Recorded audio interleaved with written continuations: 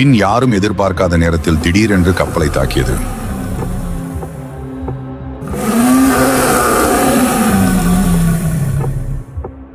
இந்த திடீர் தாக்குதலால் அதிர்ச்சி அடைந்த விக்ரமன் மற்றும் அவனது வீரர்களும் கடுமையாக தாக்கப்பட்டார்கள். பின் விக்ரமனுடைய போர் யுக்தியால் நிலைமை கட்டுக்குள் வந்தது.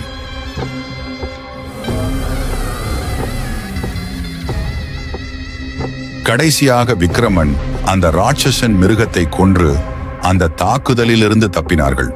இருந்தாலும் அந்த போராட்டத்தில் அவர்கள் கொண்டு வந்த உணவுப் பொருட்கள் அனைத்தும் ஆற்றில் அடித்து செல்லப்பட்டது மற்றும் சில வீரர்களையும் இழந்தனர். ஒரு வழியாக அக்கறைக்கு வந்தார்கள்.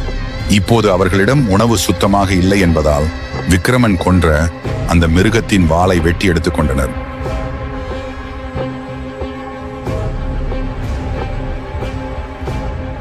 விக்ரமன் இப்போது வீரர்களை பார்த்து, நம்மிடம் இருக்கும் இந்த மிருகத்தினுடைய வாள் 2 நாளைக்கு நமது பசியை தீர்க்கும்.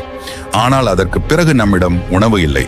அதனால் இப்போதைக்கு நமது பயணத்தை நிறுத்திவிட்டு உணவை தேடலாம் என உத்தரவிட்டான்.